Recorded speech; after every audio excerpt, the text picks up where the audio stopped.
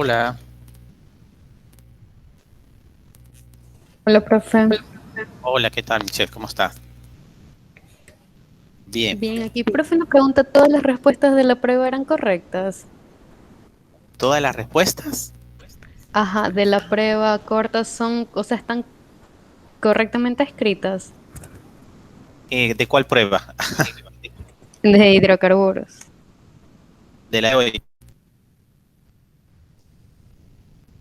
Ajá, de la de hoy. Tendría que chequear, Michela. Como te digo, tengo tres materias y, y no me sé de memoria todas las pruebas, ¿no? Pero si tienes esa duda, ya vamos a entrar en la prueba y la chequeamos, ¿ok? Ya. Tendría que chequear, no, no te lo puedo decir así a priori. Bien, voy a entrar. De todas maneras, son las 2 de la tarde, no te puedo decir todavía la respuesta, ¿vale? Lamentablemente no te puedo decir la respuesta. Que todavía hay personas que no han presentado la prueba, ¿viste, Michelle? Listo, profe. Son las... sí, vemos aquí, hoy presentaban trampas de hidrocarburos. Si tú ves el aula virtual, aquí hay 9 personas que han presentado solamente de 16. Vale, entonces no podría decirte, tengo que esperar hasta las 6 que presenten todos o que se acabe el plazo de presentación para poder hacer un chequeo de la prueba. Bien, bien, perfecto. Entonces el día de hoy, la reunión del día de hoy, la clase del día de hoy, tiene como objetivo hablar, que conversemos acerca de la unidad 7, ¿okay? La unidad 7 que son métodos de exploración y producción de hidrocarburos. ¿Ok? Antes de empezar con la unidad, ¿hay alguna pregunta, alguna duda que tengan ustedes de las cosas que hemos visto hasta ahora?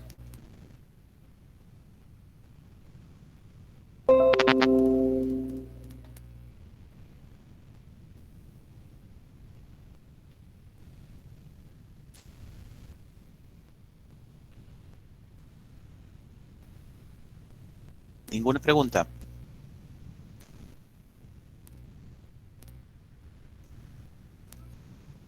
No, vale. Entonces voy a pasar a compartir mi pantalla para que hagamos la contextualización del tema de hoy y empecemos con el tema de hoy. Entonces, bien.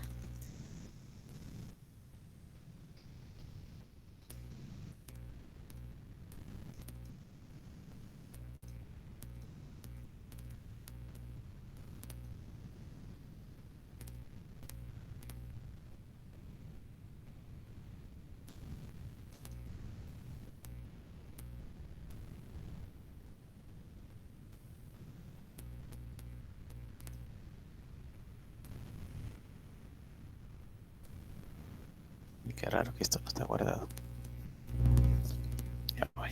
Quizás la vi, no entré. Muy raro que no se me guardó esto. Quizás la metí aquí. No. Bueno, es extraño. Voy a revisar si se las cargué en el aula virtual el material que vamos a discutir hoy. No le he cargado en el aula virtual el material. Claro. Perfecto. Entonces de ahí sale todas las dudas. Bien. Vamos a buscarlas aquí entonces.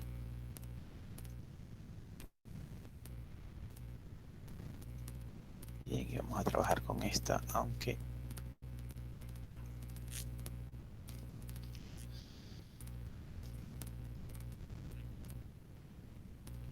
Vale.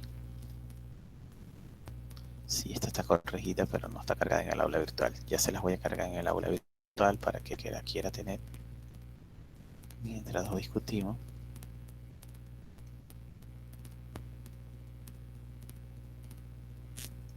No sé por qué, no sé. No sé por qué no está aquí.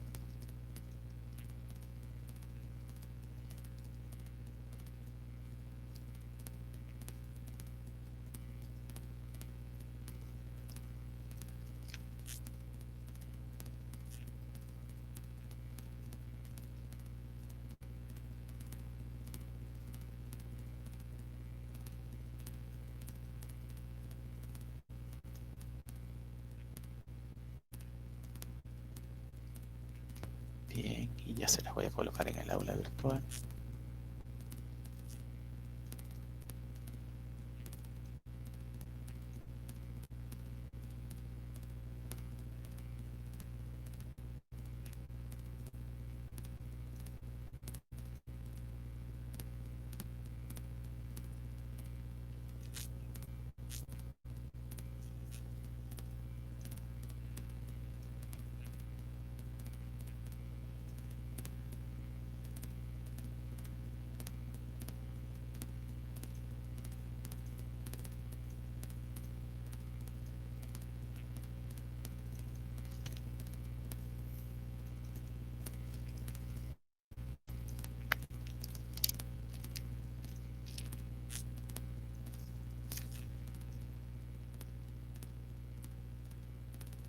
Porque está vacío ahora.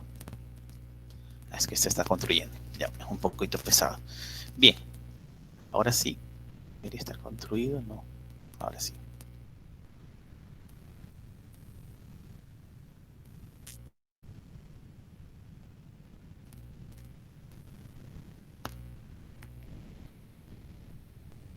Bien.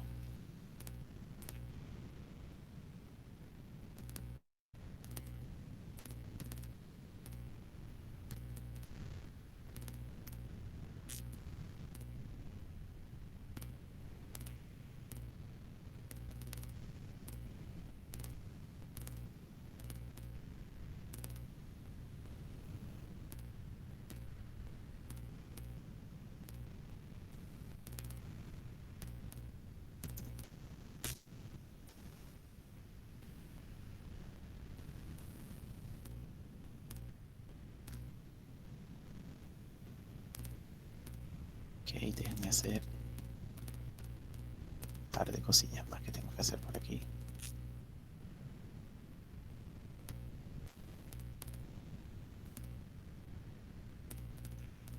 Y ya comenzamos.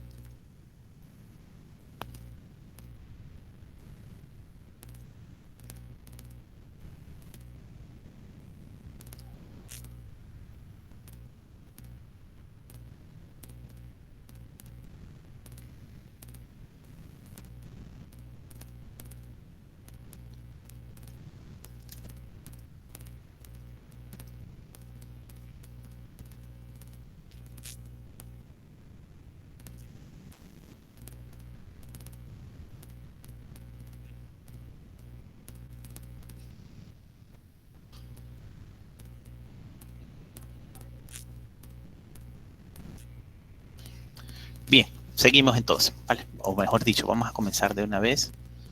Voy a cerrar el chat. Hay unas cosas pendientes por hacer y vamos a ir directamente entonces a contextualizar lo que es la unidad 7 que vamos a hablar hoy. Son métodos de exploración y producción. Entonces, vamos a ir a ver un poco cómo vamos con el sílabo.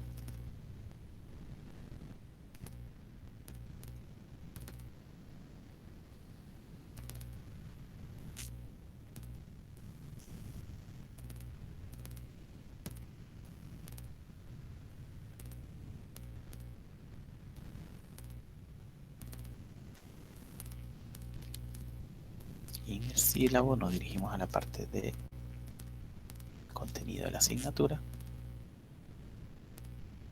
Entonces aquí debemos de marcar que sería el inicio de la semana 4. Vale, la semana le digo yo porque acuérdense que este módulo ha tenido unas semanas que han tenido hasta 2 días de vacaciones, 2 días feriados. Entonces eso trastorna un poquito el orden de semanas calendario y semanas aplicativas para nosotros académicos. Entonces, a pesar de que hoy es miércoles, para mí es como si fuera el primer día de la semana 4. ¿Okay? Para ustedes es totalmente transparente, pero para lo que es el sílabo, la sesión 1, que es hoy, de la semana 4, corresponde a desarrollar la unidad 7, que es método de superficie y subsuelo para la exploración y producción de hidrocarburos. ¿Okay? Vamos a desarrollar un temita relacionado a eso, que lo llamamos métodos de exploración y producción, con estos con sus contenidos, y vamos a evaluar esa unidad a través de una prueba corta que vamos a realizar el día viernes 26. Bien, hay una práctica asociada a a esta parte que está aquí, que la vamos a seguir, la vamos a desarrollar el día viernes, ¿ok? Mapa, aquí hay un pequeño errorcito en el sílabo, ¿ok? Debería decir aquí mapa de yacimiento. Okay. Mapa de yacimiento. Debería ser exactamente lo mismo de aquí, que es lo que vamos a desarrollar en la práctica 3. ¿Ok? Bien, ya estamos llegando entonces al final casi de la asignatura, nos queda una semana y algo de contenido teórico. Si logran ver, tenemos una unidad 8 y una unidad 9 y después les quedan a ustedes hacer varias evaluaciones. La segunda parcial y la evaluación final. Ok, esto con respecto al sílabo, voy a guardar donde voy a abrir la guía de evaluación virtual, la guía informativa del curso virtual, y allí nos vamos a dirigir específicamente a las partes de las evaluaciones. Entonces la parte de evaluaciones está marcada que la unidad 7, que es la que vamos a desarrollar hoy, el tema 1, vamos a hacer una evaluación formativa donde a través de una prueba corta evaluaremos estos tres subcontenidos y la realizaremos el día 26, el viernes de esta semana. ¿Ok? Bien, voy a aprovechar, voy a cerrar aquí entonces estas dos y vamos a ir otra vez sobre nuestro material. Voy a poner en modo PowerPoint. Vale, y entonces aquí está el material, aquí les presento el material que les he preparado para que discutamos este tema, esta unidad, la unidad 7, métodos de exploración y producción. Ok, lo que vamos a hacer en la discusión de esta unidad es un sobrevuelo general, digamos, para tener una visión general de cuáles son los métodos principales que se usan en la industria petrolera para explorar y producir hidrógeno.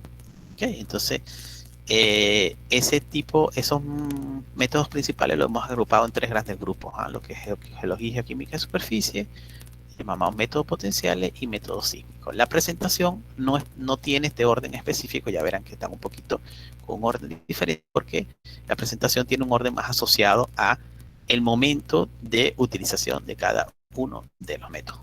Bien, entonces, antes de entrar en la siguiente lámina, les pregunto a ustedes, ¿están familiarizados ustedes con uno de estos métodos que aparecen en esta pantalla? ¿Saben a qué me refiero con decir métodos potenciales?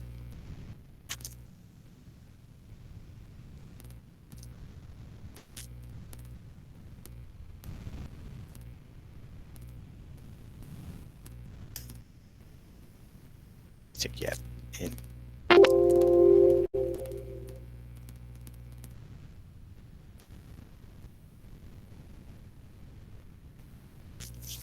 No, profe, dice Cintia. Vale. ¿Y método sísmico? ¿Sí le suena un poco más? Sí. Y ahí Slendy también dice sísmico. Geología y geoquímica de superficie. Sí. Ok.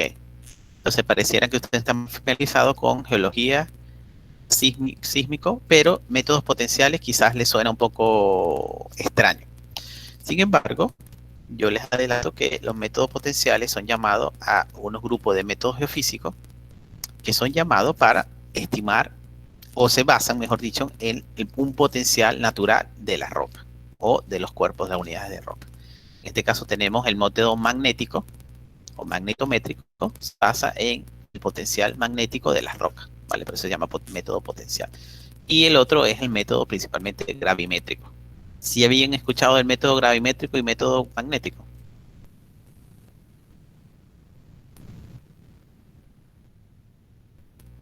Sí, algo. Fíjense, ustedes, yo sabía eso, lo que pasa es que la palabra potencial les parece un poco que no la conocen, pero en realidad conocen lo que son los métodos potenciales porque el detalle de ellos son métodos gravimétricos, métodos magnetométricos. Bien, entonces volviendo a la presentación, tenemos Está la Minute que prácticamente lo que nos hace es narrar y, ¿cómo se dice? Enumerar, listar, mejor dicho, los métodos que se utilizan, los principales métodos que se utilizan para la exploración y producción de hidrocarburos. Entonces, esa lista que está a mano derecha, que está en esta parte de la lámina, ya se las voy a señalar. Esa lista que está aquí, que son los métodos, está relacionada con las etapas o el momento en el cual nosotros estamos haciendo exploración y producción de hidrocarburos. Ya nosotros hemos empezado a hablar un poquito de eso. Ya ustedes tienen idea de que el negocio de exploración y producción de hidrocarburos tiene diferentes momentos. Tiene un momento, ayer estuvimos hablando muchísimo, bastante de eso, ¿no? Tiene un momento de exploración, tiene un momento de producción. Esos dos momentos son diferentes. Entonces, dentro de la exploración, inclusive ayer le mencioné que hay momentos particulares dentro de la exploración, ¿vale? Y que esos momentos van a estar definidos de acuerdo al grado de conocimiento que tengamos del subsuelo. Bien, entonces podemos comenzar hoy a entrar en el detallito de esos tiempos de estudio, ¿vale? Si nosotros estamos explorando una cuenca sedimentaria, un área, por primera vez, que no tenemos no tenemos datos del subsuelo, no tenemos absolutamente nada, nosotros prácticamente estamos en lo que llamamos la primera etapa, la etapa 1, que es la etapa aguas arriba del negocio. ¿Vale? Y en esta etapa, el principal objetivo es identificar áreas de interés. ¿Vale? Es el único objetivo que perseguimos, áreas de interés desde el punto de vista petrolero. Entonces, imagínense que ustedes tengan un área de estudio que sea toda la Amazonía ecuatoriana y no tengamos ningún dato del subsuelo. No tenemos ningún pozo, no tengamos, imagínate los primeros que llegaron a explorar. Y necesitamos ver si en el subsuelo o poder predecir si en el subsuelo hay acumulaciones de hidrocarburos. Entonces estamos en una etapa inicial del negocio petrolero, estamos en una etapa totalmente exploratoria, aguas arriba. Bien, es la etapa 1 y lo que nos interesa en este caso, vuelvo y repito, es identificar áreas grandes, zonas donde pudiesen haber acumulaciones de hidrocarburos. Entonces, ¿qué vamos a hacer para eso? Bueno, vamos a aplicar, si es posible aplicar, una serie de métodos que nos va a ayudar a alcanzar este objetivo. ¿Vale? ¿Cuáles son esos métodos? Estos que están listados a mano derecha, en la lista, en la columna de los métodos. Métodos gravimétricos, métodos magnéticos, geología de superficie, por supuesto, geoquímica de superficie, y si acaso, un método sísmico 2D. ¿Ok? Principalmente vamos a utilizar métodos que nos permitan cubrir, abarcar grandes áreas de terreno, tener unos datos a una resolución muy grande, no pequeña, no precisa, sino muy grande, que podamos tener un picture, una imagen de cómo es la geología de esa gran área, para nosotros poder saber, mira, sí, hay una zona que luce interesante, hay unas zonas que pudiese tener potencial de acumulación, hay otras que no. Llegar hasta ese momento. Bien, entonces para eso, específicamente, los datos gravimétricos y magnéticos son los primeros que podríamos utilizar. ¿Por qué? Porque los datos gravimétricos y magnéticos, ya vamos a ver más adelante las láminas, una de las técnicas de adquisición, uno de los métodos de adquisición de esas técnicas es a través de instrumentación aérea. ¿Okay? Nosotros podemos hacer un levantamiento aerogravimétrico, es decir, a través de un avión equipado con equipo particular, podemos ir adquiriendo datos de gravimetría, ¿vale? Y con la gravimetría poder llegar a establecer cuál es un modelo geológico del subsuelo, cuál es una cuenca sedimentaria, perseguir esos objetivos que vamos a entrar en el detalle luego. Entonces la gravimetría nos permite, si hacemos un levantamiento aerogravimétrico, cubrir grandes extensiones de terreno muy rápidamente, sin invertir mucho dinero, para nosotros poder decir si hay interés o no hay interés de manera preliminar. Bien, igual el gravimétrico y el magnético funcionan muy parecidos. Lo único que el fundamento físico es diferente. ¿Okay? Los datos, por supuesto, son diferentes, pero funcionan en ese nivel, ¿okay? A escala de adquisiciones aerotransportadas que cubren grandes áreas de terreno, que los datos no son muy precisos, pero que sí dan una imagen regional de lo que nosotros estamos buscando. Bien, después de esa zona, después de hacer estos levantamientos, nosotros podríamos hacer un levantamiento de geología de superficie interesante en la zona del lago Agrio. Vamos a mandar una cuadrilla de geocientíficos para que hagan un levantamiento de geología de superficie en la zona, recopilen información, a ver si hay indicios, a ver qué encuentran, si hay roca madre, si encuentran algo que pudiera ser una roca madre, si encuentran algo que pudiera ser rocas yacimiento. Esas características de que discutimos en la primera parte de la materia, esos elementos, ¿okay? A ver qué encuentran desde el punto de geología de superficie. Pero no podemos hacer geología de superficie desde el comienzo, porque imagínense hacer geología de superficie en toda la Amazonía. Yo sé que para ustedes es un sueño, como estudiantes, hacer geología durante toda su vida, geología de superficie, geología de campo, en toda la Amazonía, pero económicamente no es viable. Nadie va a tener el dinero para hacer un proyecto de esa envergadura, ¿okay? Entonces, la geología de superficie se concentra en zonas específicas de interés. ¿Cómo seleccionamos esa zona? ¿Cuál es lo que nos dan los criterios? Bueno, los métodos que cubren grandes áreas. Bien, igualmente la geología de superficie entonces puede ir muy de la mano con la geoquímica de superficie, tratando de buscar evidencias en superficie, tomando muestras para hacer análisis geoquímico que nos permitan detectar zonas de interés. ¿Ves? Y en el caso dado, si es viable, si se considera apropiado, entonces podemos llegar a hacer una adquisición sísmica 2D. ¿Qué es una adquisición sísmica 2D? Simplemente es una línea, ¿okay? Un transecto en una sola dirección, en un plano, digamos. Ponemos nuestro geófono y nuestra fuente, ¿vale? En una sola línea, en 2D, más nada. Entonces, esa adquisición es ligeramente más sísmica que un levantamiento sísmico 3D. Un levantamiento sísmico 3D se pueden imaginar ahora que son varios tendidos, varias mallas de 2D, ¿vale? Pero cruzadas entre sí. Entonces, la adquisición de un levantamiento sísmico de 2D es mucho más económico, es mucho más rápido el procesamiento y su interpretación es mucho más rápida. ¿Okay? Los datos 3D requieren más tiempo de procesamiento, más tiempo de adquisición y más tiempo de interpretación. Por supuesto, los resultados van a ser mejores. Vamos a poder detallar mejor el modelo geológico del subsuelo, pero a la escala que estamos ahorita, que es simplemente identificar áreas de interés, no nos interesa entender mucho el detalle del subsuelo. Bien, porque el detalle del subsuelo lo vamos a pasar a entender si es que encontramos áreas de interés. Bien, entonces, si pasamos luego esta etapa y definitivamente identificamos que hay zonas de interés, vamos a pasar a lo que denominamos la etapa 2, que es ya un poco más aguas abajo.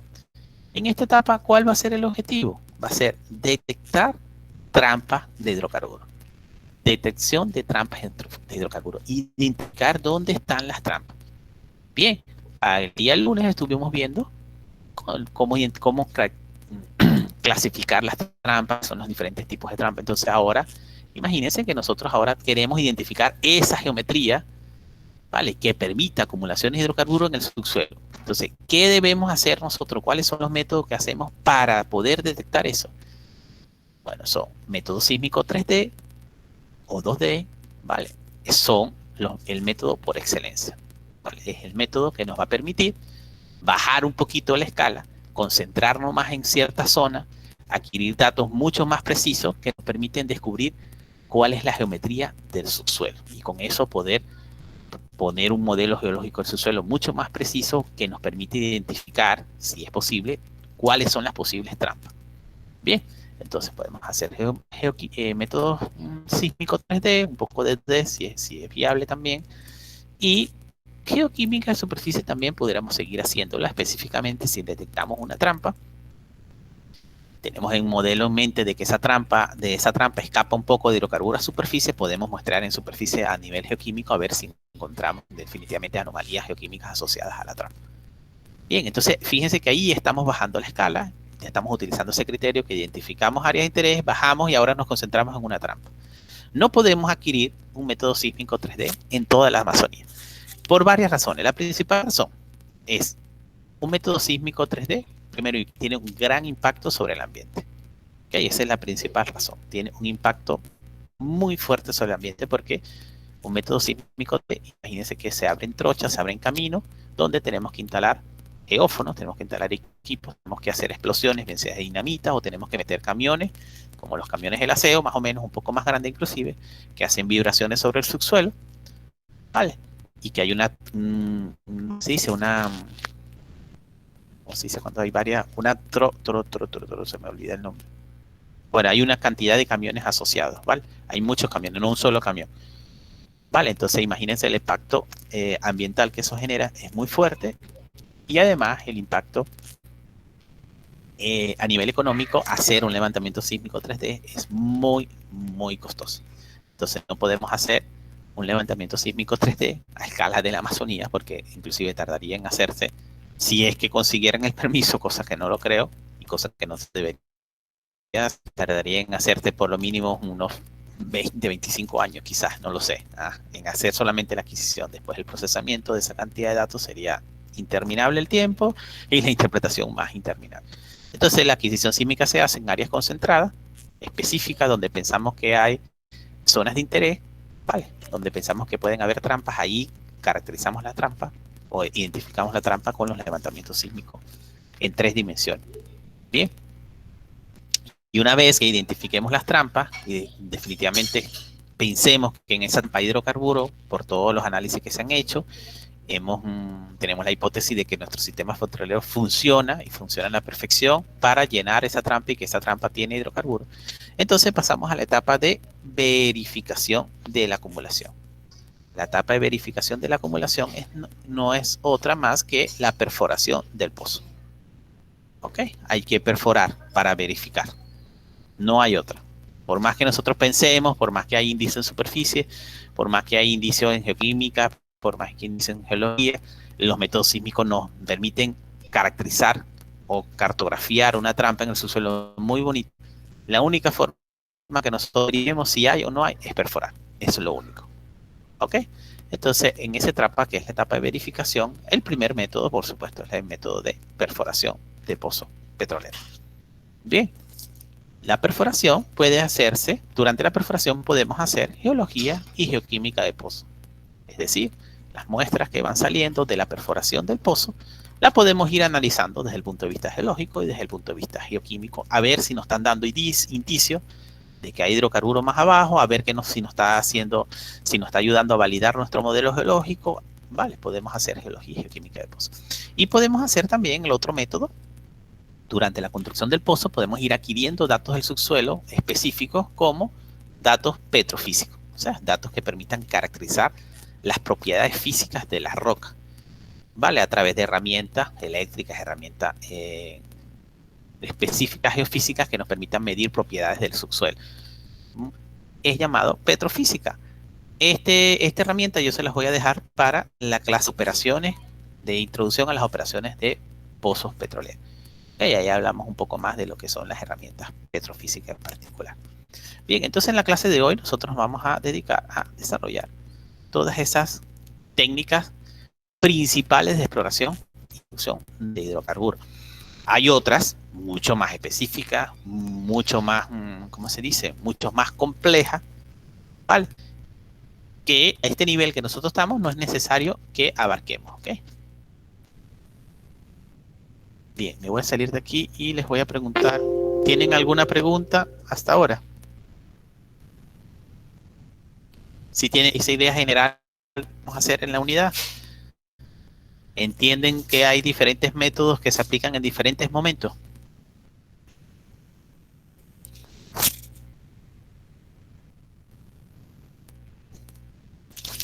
Los métodos de teledetección. Sí, los métodos de teledetección van de la mano como gravimetría y magnetometría. Pero los métodos de teledetección nos permitirían ver el subsuelo, Michelle.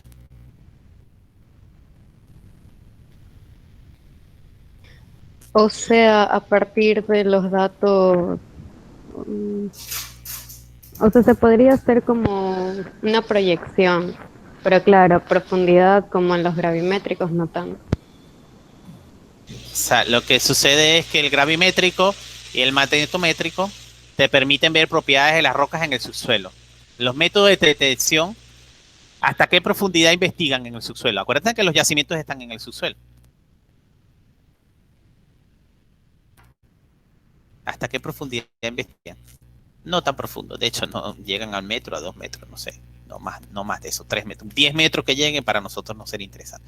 Pero tienen, por eso te dije al principio que sí, tienen digamos, una utilidad. La utilidad son que los métodos, a través de la teledetección, vale, nosotros podemos abarcar grandes áreas de terreno y podemos buscar señales en superficie de hidrocarburos. Esas señales, no sé si ustedes han trabajado mucho con teledetección, pero cada material en superficie va a tener lo que se llama una firma hiperespectral. Y en una imagen hiperespectral nosotros podemos ver la firma que tiene los diferentes materiales expuestos en la superficie terrestre. Si nosotros tenemos un árbol, vale, una especie de árbol característico, yo no he trabajado en eso específico, pero sí conozco la teoría. Si tenemos una firma, un árbol específico, ese tipo de vegetación puede tener una firma espectral particular que nosotros le digamos al dato de imagen de teledetección que tengamos, le decimos, identifícame todas las zonas que tengan esta firma hiperespectral, y él me va a marcar todas las zonas que tengan esa firma hiperespectral, por lo tanto me va a decir dónde se ubican esos árboles. Ok, lo mismo podemos aplicar, imagínense ustedes que tengamos emanaciones de hidrocarburos en superficie, tenemos MENE, tenemos hidrocarburos como el que está en la cantera Pungarayaco. Vale, entonces allí va a haber una firma hiperespectral típica de ese material. Nosotros podemos decirle ahora, en una exploración, decirle, búscame esta firma hiperespectral y dime dónde está en todo el área que estoy estudiando. ¿Vale? Entonces nos serviría para identificar en qué zona podemos esa misma respuesta en la imagen de teledetección. La cosa es que nosotros tendríamos que saber de a priori que en la cantera Pungarayaco hay emanación de hidrocarburos a superficie. ¿Vale? Porque si no, no sabemos que la firma de ese lugar, la firma hiperespectral de ese lugar, está asociada a la emanación de hidrocarburos allí en esa zona. No lo sabemos. Ustedes, imagínense que llegan a la Amazonía, ustedes no conocen nada de la Amazonía, no conocen nada de cantera, no conocen nada de eso. Ustedes quieren buscar evidencia y tienen una imagen por teledetección. Vale, lo único que podrían hacer es utilizar firmas hiperespectrales de otros lugares que han hecho trabajo como el que estoy diciendo. Pero se queda muy, digamos, no resuelve muchas cosas. ¿Ok? Entonces, lo más importante también, acuérdate, Michelle, es que no investiga tan profundo. Investiga en superficie. Entonces, los métodos de teledetección va a servir para características superficiales, no va a servir para lo que está abajo. No sé si me están escuchando porque mi video se paró completamente. Sí. Sí, profe. Vale. Hay un chico que iba a hacer una tesis de maestría conmigo en la otra universidad que yo estaba. Eso fue en el año 2000, ¿qué? 14, 15, no recuerdo. Él quería hacer un tema de investigación, de tesis de maestría, y me estaba proponiendo hacer algo que era, a través de teledetección, llegar a descubrir los yacimientos en el subsuelo. Vale, él me lo presentó así, la idea que tenía, y que me explicó que habían unos rusos que habían trabajado en el desarrollo de unos algoritmos que llegaban a predecir esto. Bueno, al final él estuvo construyendo su anteproyecto de titulación, y yo siempre estuve haciéndole preguntas, siempre que me mostrara las cosas que yo no entendía, cuál era el fundamento físico de la técnica. Bueno, y nunca me llegó, pasamos como 6 meses y nunca me llegó a demostrar, o yo nunca llegué a entender, también puede ser falta de capacidad mía, nunca llegué a entender cómo a través de la teledetección, ¿vale? Podemos nosotros identificar cosas que están a 4 o 5 kilómetros de profundidad. Okay, nunca llegué a entender esto, no sé cuál es el funcionamiento. Sé, y por eso se lo estoy diciendo, que aparentemente hay un grupo de científicos rusos que está proponiendo la metodología que iba por ese orden de ideas. Más yo me la atrevo a meter las manos en el fuego por ustedes, que eso no está totalmente comprobado, no está totalmente validado, porque si no todas las industrias estuviesen haciendo teledetección directa y ni siquiera estuviesen haciendo nada más, ¿okay? Porque fuera muy económico hacerlo, ¿ok? Bien. Vamos a seguir con la siguiente lámina.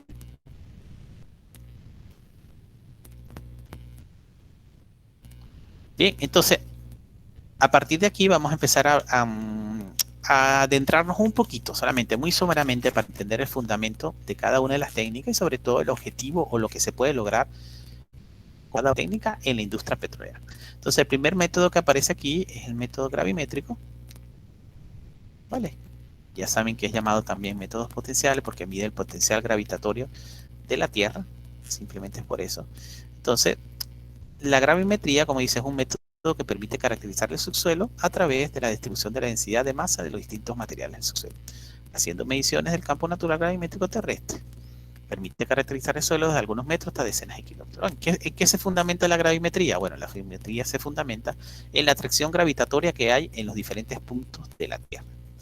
Vale, sabemos que la gravedad teóricamente en la Tierra es 9.8 algo, ¿verdad? Ese es el valor gravimétrico. Sin embargo, si nosotros agarramos un equipo como un gravímetro y medimos cuánto es la gravedad en los diferentes puntos de la Tierra, nos vamos a dar cuenta que esa gravedad varía, que no es 9.8755 exacto, sino que en algunos sitios es 9.88, en otros 9.86, en otro punto 9.89. Entonces, esas pequeñas variaciones de gravedad, ¿vale?, que están condicionadas por la composición interna de la Tierra, es el fundamento básico de la técnica. Bien, aquí en este grafiquito vamos a utilizarlo para explicar un poco más la técnica. Si yo mido en diferentes puntos, me posiciono en estos puntos que dice que están aquí y mido la gravedad que existe, yo voy a tener un valor, ¿vale?, asociado a la composición litológica que se encuentre por debajo de ese punto. Esto es lo que va a controlar la gravedad, la roca que está por debajo, ¿vale? Porque al final esa es la masa que está trayendo lo que está por de fuera de la Tierra. Eso es lo que está causando la atracción gravitatoria. Bien, entonces si se fijan en todos los puntos que estoy marcando en rojo, como la litología simplificada en este esquema es similar, entonces en todos ellos tienen la misma valor. Bien, si nos paramos en el sector central y medimos ahora con un gravímetro aquí, esta parte central, nos damos cuenta que el vector de magnitud está aumentando. ¿Vale? ¿Y por qué está aumentando? Bueno, porque precisamente la litología aquí ya deja de ser similar a los extremos. Hay una parte carbonática por encima, abajo, de un cuerpo mineralizado. Un cuerpo mineralizado que dependiendo de su composición, en este caso, esa mineralización está causando que haya mayor atracción gravitacional en estos puntos. ¿Ok? Entonces, el método gravimétrico se va a basar en eso. Cuando tengo cuerpos, ¿vale?, con densidades específicas, se va a basar el cambio de densidad de las unidades de rocas en el subsuelo. Aquí la densidad es única. Vamos a poner densidad 1. Densidad 1. Mientras que aquí hay una densidad 1, que también es similar a la que está por debajo, pero hay una densidad, vamos a marcarla afuera. Hay una densidad 2, que es diferente a la densidad 1. Entonces, esas diferentes densidades van a causar que haya una gravedad diferente en los puntos centrales de medición con respecto a los puntos de los bordes del esquemito. Bien, entonces ese es el fundamento principal de la técnica de gravimetría. Ok, esta técnica puede llegar, dependiendo del arreglo, dependiendo de las mediciones, dependiendo de la instrumentación que se utilice, vamos a medir desde decenas de kilómetros, desde decenas hasta kilómetros, ¿vale? Desde metros hasta decenas de kilómetros de profundidad. ¿Cuál es la principal aplicación en la industria petrolera? Ya ustedes pueden viendo. Acuérdense que al principio nos interesaba identificar áreas de interés. Eso es nuestro principal objetivo de la etapa 1, y en esa etapa 1 es donde se utiliza la gravimetría. Entonces, en la industria petrolera, la gravimetría puede detectar de manera muy correcta, a la escala que estamos, donde hay contrastes de densidades muy fuertes, muy marcados, muy fácilmente predecibles, ¿vale?, con un levantamiento aerogravimétrico. ¿Cuáles son esos contrastes de densidades? Bueno, la gravimetría probablemente no va a diferenciar entre una arenisca, ¿vale?, cuarzosa, y una arenisca cuarzo-feldespato. No va a diferenciar entre una arenisca con porosidad del 20% y una arenisca con porosidad del 10%. No, para ella no va a haber diferencia de eso. Pero sí va a diferenciar en zonas donde haya rocas metamórficas, rocas ígneas, y otras donde haya rocas sedimentarias o sedimentos. ¿Vale? Porque las densidades entre ese tipo de rocas la diferencia de densidad son muy marcadas. Entonces, parece una cosa sin importancia, pero el primer tipo de buscar petróleo es buscar una cuenca sedimentaria. Lo primero que tenemos que hacer es, ¿estamos en una cuenca sedimentaria? ¿Dónde está la cuenca sedimentaria? Y ahí ustedes tienen que estar muy pendientes con el concepto, con la aclaratoria que le voy a hacer, ¿vale? Acuérdense que en la industria petrolera buscamos petróleo en cuencas sedimentarias fosilizadas, ¿vale? ¿Qué quiere decir una cuenca sedimentaria fosilizada? Una cuenca sedimentaria que funcionó en el pasado, que fue cuenca sedimentaria en el pasado. No necesariamente es una cuenca sedimentaria actual. Vale, allí es donde tienen que hacer un poquito de switch. Creo que algunos de ustedes una vez confundió esas dos cositas al inicio de la materia. La cuenca amazónica, vamos a poner donde depositan los sedimentos, el río Napo actual, el río, el río Amazonas. Esa cuenca amazónica es una cuenca sedimentaria activa, actual. Pero donde nosotros buscamos petróleo no es en esa cuenca, es en la cuenca cuando se depositó la formación Hollín. ¿Sí? Esa es la cuenca sedimentaria que nos interesa. Entonces, cuando yo hablo aquí de geometría de cuenca sedimentaria, estoy hablando de la geometría de cuenca sedimentaria fosilizada, es decir, de dónde a dónde se depositaron o estuvo activo mi cuenca para la formación de Hollín se depositara. ¿Ok? ¿Cuál es la geometría de esa cuenca? ¿Cuál es el espesor de sedimento de roca que se depositó en esa cuenca? Entonces, ¿qué nosotros vamos a investigar? Vuelvo y repito, a nosotros no nos interesa, ¿vale? Que por encima de la formación Tiyuyaco o la formación Mera haya un gran espesor de depósito sedimentario. Ese no es el que nos interesa, eso no nos interesa. Nos interesa el que está de la formación Mera hasta la formación Misaguayí, si queremos considerar a Misaguayí como basamento ígneo, ¿vale? O hasta el batolito de Abitagua, que es nuestra roca ígnea, o hasta donde esté el basamento. Ese va a ser el espesor de la cuenca sedimentaria fosilizada y es el que nos va a interesar identificar a través de la gravimetría. ¿Está claro este concepto?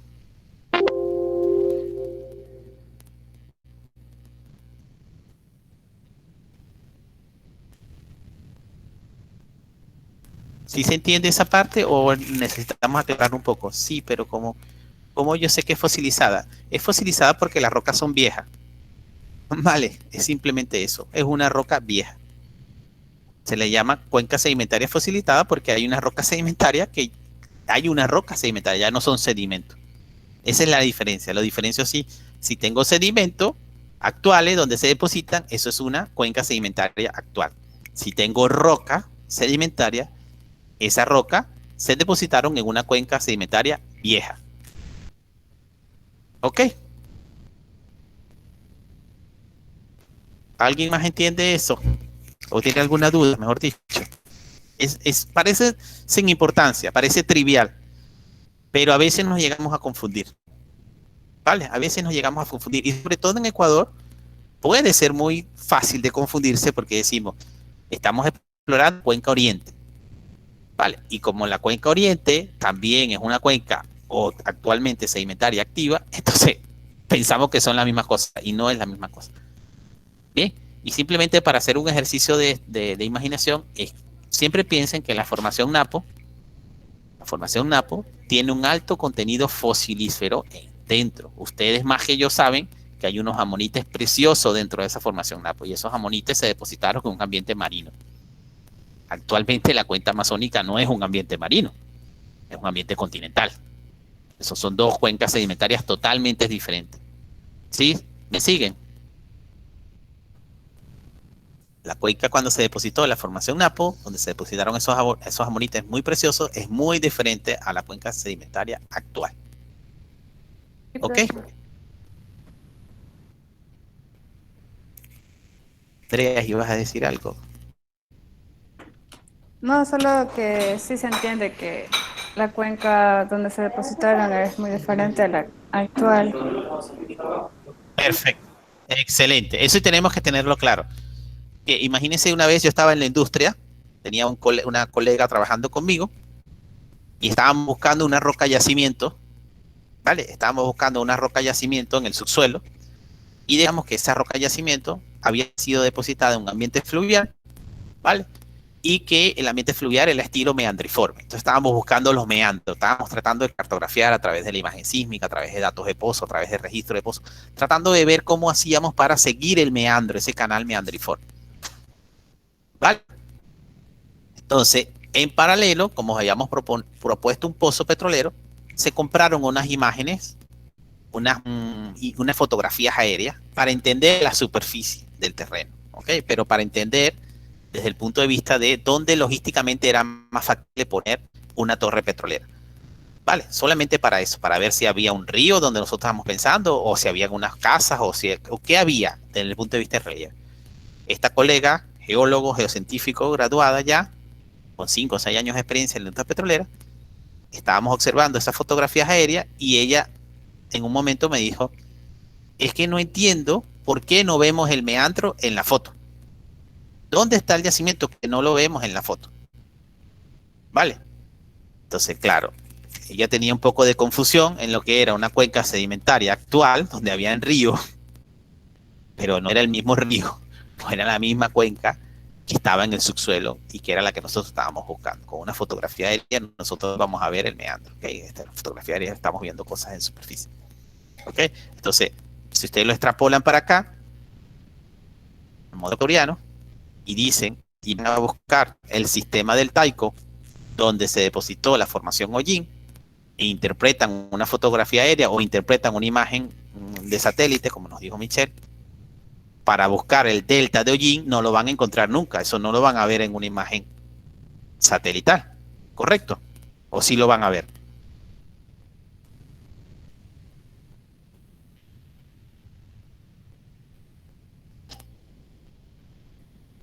¿Se lo están pensando la pregunta? No lo vamos a ver, claro, no lo vamos a ver, porque eso es otro ambiente sedimentario con otro momento. ¿Okay? Parece muy trivial, pero puede llegar a confundirnos y sobre todo, de repente ustedes no, porque son geocientíficos, pero cuando vayan a hablar con otros colegas, acuérdense que trabajen donde trabajen, siempre van a trabajar casi de manera multidisciplinar. Y más que todo, si trabajan en la industria petrolera, es netamente multidisciplinar. Entonces, cuando ustedes tengan que conversar, dialogar para hacer trabajo técnico con otras disciplinas que no son geocientíficos, ustedes tienen que hacerle llegar a saber esos tipos de cosas. ¿Ok? Y entender que esas personas de repente se confunden con esos conceptos. Bien, seguimos entonces con gravimetría. Entonces, gravimetría va a tener ese objetivo principal, detectar la geometría de las cuencas sedimentarias. ¿Cómo funciona la gravimetría? Ya dijimos, el fundamento físico. Vale, entonces simplemente aquí vemos el principio de un gravímetro. Okay, un gravímetro va a tener un equipito, ya lo vamos a ver en la próxima lámina, un equipito que va a tener una masa, okay, un material con una masa específica dentro del equipo, y un resorte que sostiene esa masa. Okay, que este resorte, cuando es liberado, cuando es suelto dentro del equipo, el equipo es activado, la masa va a ser atraída y el resorte simplemente se va a estirar. ¿Vale? Entonces, si tenemos una gravitación normal, en donde estemos midiendo, casi esta va a tender a ser cero. ¿Vale? En la medición que va a hacer el gravímetro va a ser cero, porque va a ser cero al valor de la gravedad conocida. Este cero equivale a la gravedad que todos aceptamos. Cuando el gravímetro encuentra una gravitación aumentada, como en este caso, bien sea que hay mayor densidad en este punto, entonces él se va a mover y nos va a dar un valorcito. Bien, entonces, ¿cuál es el gravímetro? Este equipito que está aquí. Y este es un equipo portátil para hacer mediciones de gravedad de forma puntual para el campo. Bien, es un equipo ligeramente sencillo de manipular. Lo único que tenemos que estar bien pendiente de posicionarlo bien, por eso es que vienen unos trípodes aquí con unos niveles de posicionarlo bien. Y sobre todo, estar muy pendiente en lo que se llama la activación de la masa y la desactivación de la masa. Esa masita que está dentro, llegamos a un momento que soltamos, abrimos una cámara para que ella esté en contacto y pueda ser atraída por la gravedad que hay en el sitio. ¿Vale? Tenemos que no olvidarnos de volver a cerrar la cámara para que la masita quede confinada, porque si lo dejamos abierto echamos a perder el gravímetro, que cuesta mucho dinero. ¿Vale? Entonces es un equipo gravimétrico, no vamos a entrar en el detalle de adquisición, pero se toma un valor por punto. ¿Ve?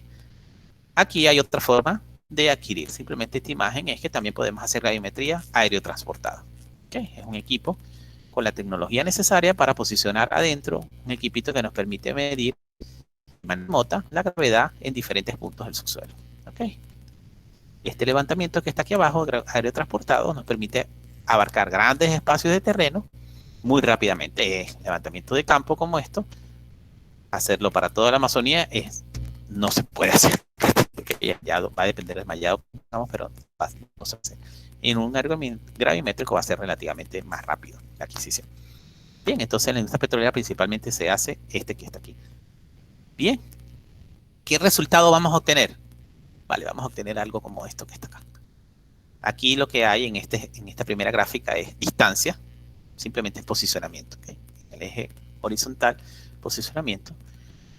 Y aquí la gravedad que hay en un punto dado. ¿Vale? En este caso, en miligales. ¿Vale? El gravity medido en un punto dado. Entonces, aquí vamos a ver algo importante.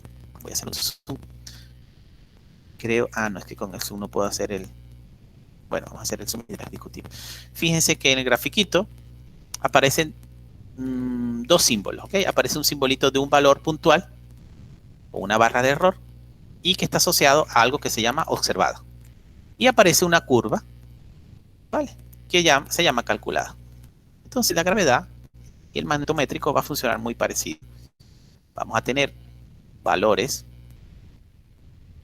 puntuales, que son los medidos. ¿Los medidos con quién? Bien sea con el equipo portátil o bien sea con el aerotransportado. ¿Vale? Vamos a tener valores puntuales de esos valores gravimétricos. Y entonces ahora nosotros vamos a hacer ¿qué? Con esos valores puntuales. Imagínense que tienen unos valores puntuales así, tal cual. No voy a copiar las barritas de errores después de este, sino solo puntito. Imagínense que tienen valores así. Entonces, ¿qué vamos a hacer nosotros? Nosotros vamos a hacer la construcción, la propuesta de un modelo geológico de tal forma que utilizando las ecuaciones que permiten calcular la gravedad en un punto particular, a partir del modelo geológico que nosotros propongamos del subsuelo, vamos a construir, entonces, vamos a dibujarlo en azul para no confundir. Vamos a construir una gravedad modelada, una gravedad calculada con ecuaciones y una gravedad que está saliendo ¿de dónde? Está saliendo de un modelo geológico del subsuelo. Esto que ven acá, que les he señalado en azul, es el modelo geológico del subsuelo. Fíjense que hay diferentes unidades, diferentes cuerpos con geometrías particulares y sobre todo, miren los valorcitos que está aquí. Estos son valores de densidad, las densidades de la roca. Entonces, nosotros, con el modelo geológico que pensemos que está en el subsuelo, que damos estos valores de densidad, sabemos que aquí hay un contraste entre 2.85 y 2.95 densidad porque hay un cuerpo de roca máfica y aquí hay un cuerpo de roca básica, por decir cualquier cosa. ¿Vale? Y que aquí en lo rojo es un cuerpo ígneo, es el basamento y que tiene esta geometría. Entonces, a través de esto, nosotros, y a través del uso de ecuaciones matemáticas, por supuesto, que no vamos a detallar, vamos a poder hallar una gravedad calculada. Entonces, ¿cuál sería el fin de hacer este modelamiento gravimétrico? Obtener que la curva roja, que la curva azul, se ajuste a los datos reales medidos en campo o medidos por el avión. ¿Okay? Para obtener eso, entonces tenemos que encontrar una respuesta, un modelo geológico del subsuelo, ¿vale? Que sea representativo o que permita estimar esta curva lo más parecido a los datos reales. ¿Vale? Esa es la técnica gravimétrica. Entonces, cuando nosotros hallamos esta correlación como la que aparece en la imagen, voy a proceder a borrar todo esto para que no se nos complique. Cuando nosotros hallamos que hay bastante correlación entre los datos observados y los datos modelados, podemos pensar que nuestro modelo geológico se asemeja bastante a la realidad. ¿Ok? Este modelo geológico está aquí. ¿Complicaciones en la técnica? Bueno, que no hay unicidad en las respuestas. ¿Okay? Los modelos geológicos pueden ser muchos. Pueden ser muchos modelos que nosotros propongamos y que generen la misma respuesta. ¿Vale? Entonces, imagínense ahora que debemos entender, por lo menos si no tenemos datos del subsuelo, tenemos que tener una idea de lo que hay en el subsuelo para saber cuáles son las geometrías de las capas, cuáles son los espesores, para después de allí afinar un poco a través del modelo gravimétrico. Entonces, por eso es importante también tener datos de geología de superficie, a ver si la geología de superficie nos ayuda a entender lo que hay en el subsuelo. ¿Sí? Si nosotros proponemos un modelo geológico del subsuelo que tiene una curva así, como esta que estoy haciendo yo, y los datos de campo están por aquí, entonces eso lo que nos quiere decir es que nuestro modelo geológico no es válido. Vale. Debemos encontrar que haya correlación entre los datos observados, los datos medidos y los datos estimados. ¿Se entiende eso? Sí, profe, sí se entiende. Vale. Eso es el principio y el fundamento y la forma de trabajo de gravimetría y de magnetometría, de los dos métodos grandes potenciales que se utilizan en la industria petrolera. Los dos son muy iguales, lo único que miden propiedades diferentes. Uno mide la gravedad asociada a la densidad del cuerpo y el otro va a medir entonces la capacidad o la permeabilidad magnética del material en el sitio. ¿Okay? Son dos propiedades diferentes, pero funcionan muy parecidas. ¿Tienen alguna duda alguien más que no sea Andrea? ¿O alguna pregunta? No, podemos seguir. Sí, vamos a seguir. Bien. Entonces, aquí Profe. en esta imagen, ajá. Profe, como tal, ¿qué tan Sí, difícil es de analizarlo? ¿Qué tan difícil es de analizarlo? Ajá. ¿O qué tan fácil? Va a depender, va a depender de lo que conozcamos del subsuelo. Va a depender mucho de la imagen de las ideas que tengamos del subsuelo. Vale, el procesamiento, vamos a ver, la adquisición no es complicada, siempre y cuando tengamos el equipo, respetamos el procedimiento, no es complicado. El procesamiento no es complicado, no es nada un procesamiento como el procesamiento de sísmico, que creo que ustedes sí han tenido experiencia en el procesamiento de los métodos de los datos sísmicos, que sí es más complicado, necesita mucho algoritmo matemático. El de aquí no. Es muy sencillo, porque son datos medidos y que de hecho vienen directamente del programa, que hay que hacer unas ciertas correcciones, porque va a depender de topografía, ciertas cositas muy puntuales, pero no ameritan muchas cosas. Lo complicado es tener una idea de geometría de los cuerpos en el suelo y de las densidades de los cuerpos en el suelo. Eso es lo complicado. Vale, más nada. Si tengo ideas, si tengo algunas cosas ya preliminares en la mente, tengo un modelo en la mente de cómo es el subsuelo, puedo entonces ajustar ese modelito y ir haciendo las cosas necesarias. Pero si no tengo idea de cómo es el subsuelo, eso va a ser muy difícil obtener estas dos cosas, ¿okay? Obtener la correlación entre el calculado y el observado. ¿Vale? Porque, vuelvo y repito, hay infinidades de modelos que te van a permitir hallar la misma respuesta calculada. Ok, entonces este va a funcionar más, es tener una idea de cómo es el suelo, cómo es el subsuelo, y a través de esa idea, entonces hacer los ajustes necesarios. De repente la idea básica era esa que está en pantalla y ustedes se dan cuenta de repente, no, es que aquí en esta zona se me está generando pongamos que los puntos modelados caigan aquí. Y todas las otras se ajustan, pero en esta zona no. Entonces ustedes dicen, mire, es que aquí hay un espesor que es 265, que creo que no es correcto, igual este espesor del basamento, este que está aquí abajo. Voy a poner en azul para que aparezca mejor. Este espesor quizá no está haciendo que lo pongamos adecuadamente, no es correcto este levantamiento del basamento. Vamos a poner un basamento un poco más suave y un espesor de sedimento un poco más menor en la parte de arriba. Vamos a disminuir esta densidad y ahí empiezan a lograr ajustes.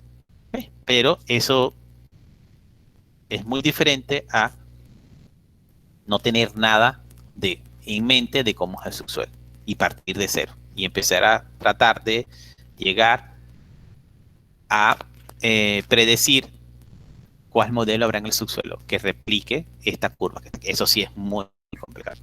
¿Okay? Entonces, en el segundo aspecto casi que no se hace, porque ya acá que la geometría de las cuencas sedimentarias o las ideas preliminares del modelo del subsuelo ya se tienen en la mente, ¿ok? Bien, fíjense, en este caso hay un trabajito que estamos viendo aquí, déjame cerrar esto, realizado en la Escuela Superior Politécnica del Litoral, en la SPOL, bien, donde hicieron análisis gravimétrico de la costa y cordillera andina ecuatorial, de Cristian Sánchez. Bien, entonces vamos a ver este trabajito para que ustedes vean un poco la aplicación. Ven, en primer lugar lo que tenemos que ver es, aquí se me fue la escala de trabajo. Entonces en la escala de trabajo lo que aparecen allí son los valores que tienden a ser negativos, es porque los cuerpos de roca tienen menor densidad. ¿Okay? Entonces los cuerpos de menor densidad son las rocas sedimentarias y los sedimentos. Entonces anomalías o valores de densidad en miligales menores negativos nos habla de espesor de roca sedimentaria o de sedimento, mientras que los valores positivos son los cuerpos de rocas de mayor densidad. Nos habla entonces de ubicación de rocas ígneas y rocas metamórficas, ¿okay? Con mayor densidad. Entonces, si vemos aquí a una escala regional, ustedes ven claramente, se ve en el mapa muy bonito los resultados, ¿vale? Cómo se identifica perfectamente las zonas de las cordilleras real, ¿vale? La cordillera occidental se ven muy bonitas aquí, ¿ok? Y se identifica muy perfectamente el valle interandino, que es una cuenca sedimentaria. ¿Lo ven? Ven las anomalías. En el valle interandino son anomalías de color, ¿vale? Estas que aparecen aquí, asociadas a depósitos sedimentarios. Y entonces hay anomalías gravimétricas negativas. Las anomalías gravimétricas positivas son los cuerpos de rocas ígneas que están aquí y metamórficas, ¿ok? En la cordillera. Vale, si lo ven aquí entonces, hay otras cuencas sedimentarias hacia la parte de la costa. Aparece la cuenca de los ríos claramente identificada. Bueno, podemos decir que llega y se une con la cuenca de Guayas y la cuenca de Oros por aquí. Todo lo que es de depósitos sedimentarios. Bien. Mientras que aquí aparece un alto asociado a lo que llaman la cordillera costera, de rocas un poco de mayor densidad. ¿Ven? Entonces ahí claramente nosotros podemos identificar, ustedes porque ya la conocen a priori, y dicen, pero yo conocía eso, profe, usted no me está mostrando nada nuevo. Yo sé que en Cuenca hay una cuenca sedimentaria. Vale, bien, está bien, pero imagínense ahora que ustedes no conocen la zona de estudio y ustedes tengan solamente datos aerogravimétricos. Podrían decir, el petróleo, si hay petróleo aquí en esta zona, ¿dónde lo buscarían ustedes? ¿Dónde ustedes buscarían petróleo en esta zona? ¿En lo que está en azul? ¿O en las cordilleras? ¿Dónde lo buscarían?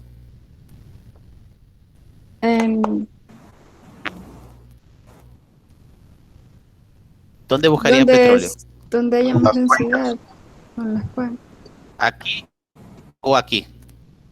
¿En el área 1 o en el área 2? En el área 1.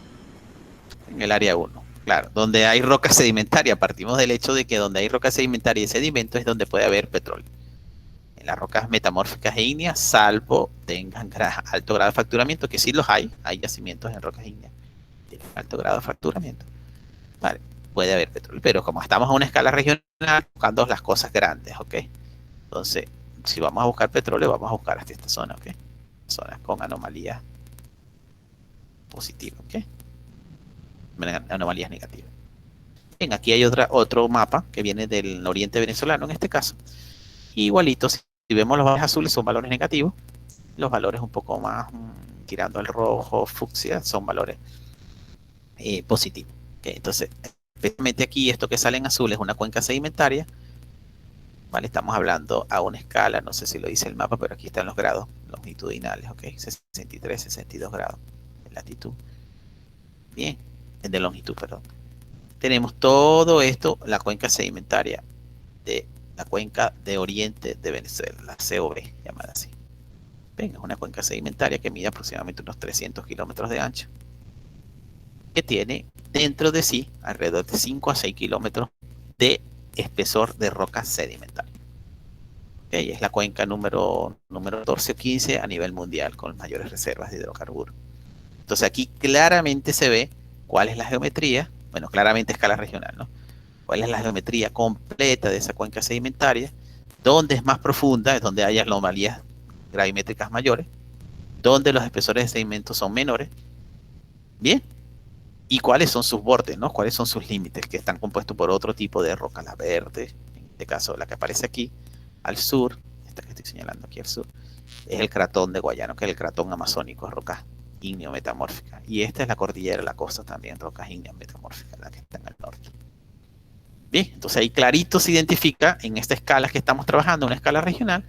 Si nosotros queremos buscar hidrocarburos, no vamos a perforar un pozo aquí.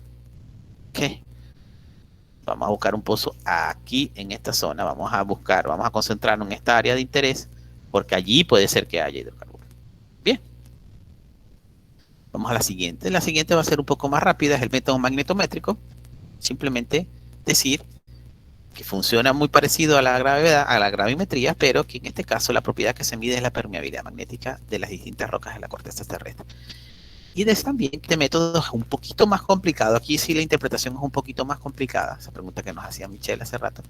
Es porque la gravimetría no va a depender únicamente de la densidad de las rocas como dependía la gravimetría, sino que la magnetometría va a depender del campo magnético terrestre natural de la roca, que varía con la latitud, pero también varía en forma irregular debido a la diferencia de la permeabilidad magnética. Entonces hay dos cosas involucradas allí. Además, los cuerpos anómalos tienen dos polos de distintos signos, ¿ok? Va a haber esa característica de los cuerpos magnéticos que sí tienen polaridad positiva, polaridad negativa, y eso complica todo la interpretación de los datos. Bien, nosotros no vamos a entrar en el detalle, sino que simplemente aquí, igual que la gravimetría, saber que si tenemos una litología constante similar, tenemos aquí este equipito que está simulando el equipo instrumental que mide la magnetometría. Bueno, cuando hay un cuerpo mineralizado, en este caso un cuerpo con contenido de hierro importante, entonces va a haber una medición importante porque va a haber un campo magnético inducido por el cuerpo mineralizado. Ya no va a ser el campo magnético terrestre solamente. Bien, aquí están los equipos más o menos que se miden. Son muy parecidos a los gravímetros. En este caso no hay que tener tanta precisión de ponerlo en trípodes y saber específicamente dónde se midió. Ve que hay sobre un equipo, sobre un baúl, porque las mediciones no son casi que puntuales, son un poquito más areales, ¿vale? El objetivo principal del levantamiento, tanto aerogravimétrico como magnetométrico, es ganar una mejor comprensión de la geología regional a fin de limitar económicamente los estudios sísmicos tan costosos en las áreas más pobladas de una concesión petrolera. ¿Ok? Identificar esa zona de interés más específica. Bien, en el gráfico de abajo ven entonces un perfil aerogravimétrico. Acuérdense, aquí están los valores modelados, en este caso azul, los observados. Fíjense que hay similitudes. Y un perfil magnético. Bien, tenemos el observado en negro y el modelado en rojo. Fíjense que aquí hay una diferencia entre lo que es el modelado y el observado, una diferencia marcable. ¿Qué habría que hacer aquí? Ajustar este modelo en esta zona.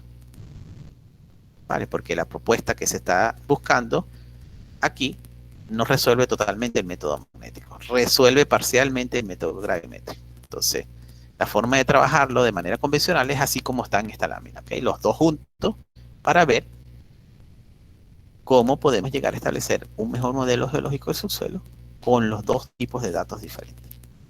¿Ok? Bien. Vamos ya a un método más conocido para ustedes, que es el método de exploración de superficie. En este caso, es simplemente no vamos a durar mucho detalle. Recordar que la geología de superficie es una técnica que ustedes manejan, que ustedes hacen, es una técnica que se puede utilizar en las etapas de prospección de un área de hidrocarburos.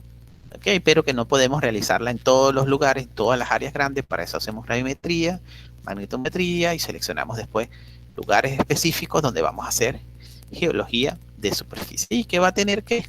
¿Cuál es la finalidad de hacer geología de superficie? Buscar indicios, huellas, pistas, cualquier cosa que nos digan que puede haber hidrocarburo en el subsuelo. Eso es lo que vamos a buscar con la geología de superficie. Ok, vamos a buscar, por supuesto, si encontramos emanaciones, bien, pero si no encontramos emanaciones, también vamos a buscar si hay rocas que pudieran tener propiedades como roca de yacimiento, como roca sello, como roca madre. Vamos a buscar si hay estructuras, ¿vale? Que pudieran estar proyectándolas en el subsuelo, pudieran representar trampas. Y entonces la geología de superficie se va a concentrar en eso. Aquí hay una foto simplemente para ejemplificar lo que es la geología de superficie, pero no vamos a entrar en el detalle de eso. ¿Sabe? Ustedes me digan, profe, no, nosotros no sabemos hacer geología de superficie. Yo creo que no tenemos por qué invertir tiempo en esto. ¿Okay? Bien, otro método de superficie es el método que se llama geoquímica de superficie. Y para eso nosotros tenemos que tener en mente algo que discutimos cuando fue el día de ayer, creo que lo discutimos. El día de ayer o el día hace dos clases, hace 2 sesiones, no recuerdo específicamente. Pero sí que sé que lo hemos hablado. La geoquímica de superficie se fundamenta en el siguiente hecho. Yo voy a hacer esta línea que va a representar nuestra superficie. Hay 0 metros de profundidad. Y vamos a profundizar. Aquí. De profundidad, más profundo y menos profundo.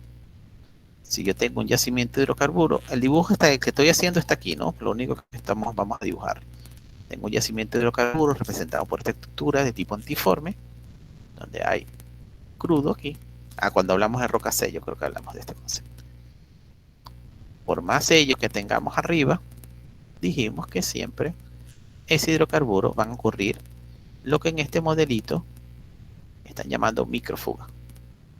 Van a ocurrir una percolación de las partículas volátiles hacia la superficie. Y los componentes volátiles, mejor dicho, hacia la superficie. Que esa filtración va a ser muy lenta en el tiempo. ¿Vale? Pero que esa escape hacia la superficie va a permitir que si nosotros hacemos geoquímica de superficie aquí y tomamos una muestra de gases del suelo, vamos a ver de repente que las muestras que están cercanas al yacimiento van a tener una composición diferente a zonas donde no hay yacimiento de hidrocarburos. ¿Okay? De hecho, aquí lo están más o menos poniendo. Están diciendo, bueno, si tengo, vamos a hacer una línea base aquí. Si esto es 0, a nivel de composición química de, vamos a decir, metano. Ok, CH4. Si yo tomo una muestra en todos estos lugares, la curva más o menos puede ser que sea C, y a medida que me acerco al yacimiento aumente, y aquí disminuye otra vez. Okay, este pico, que es esta anomalía, está diciendo que estamos mayor composición, mayor cantidad de metano y menor cantidad. ¿Vale? Esta anomalía que está aquí es una anomalía geoquímica de gases en superficie que pudiera estar asociada a un yacimiento en el subsuelo. Okay, entonces la geoquímica, el fundamento principal de la geoquímica es eso.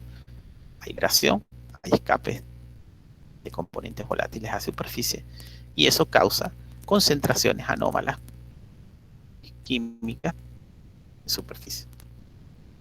Bien, entonces la exploración geoquímica de superficie investiga la presencia de hidrocarburos químicamente identificables que se encuentran en superficie o cerca de la misma, o los cambios inducidos por la presencia de ellos, de esos hidrocarburos en el suelo, con la finalidad de localizar las acumulaciones en el subsuelo que le dieron origen. Su fundamento radica en el principio de que el gas acumulado en el subsuelo migra verticalmente y lateralmente hacia la superficie a través de las distintas capas de roca y también a través de las fracturas. ¿Ok? Bien, entonces aquí en esta imagen vemos algunas, vamos a tratar de zoom, algunas de las personas haciendo levantamientos geoquímicos de superficie, que principalmente va a estar enfocado en tomar muestras de gases del suelo. ¿Ok? Aquí vemos un equipo, ¿vale?, instalado sobre un suelo, ¿vale?, posicionado con un envasecito y una jeringa para extraer el gas que se encuentra dentro del subsuelo y que no sea un gas contaminado, sino que sea un gas original. Hay diferentes formas de hacer el muestreo. Y al final lo que podemos encontrar en este caso, fíjense, un mapa a escala regional, mapa de Estados Unidos.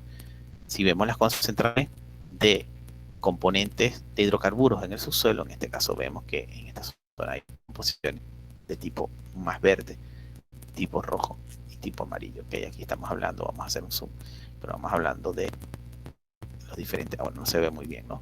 Pero estos son los diferentes carbonos que tiene los gases que están en el subsuelo. O sea, estos análisis lo que van a analizar es cuánto contenido, cuánto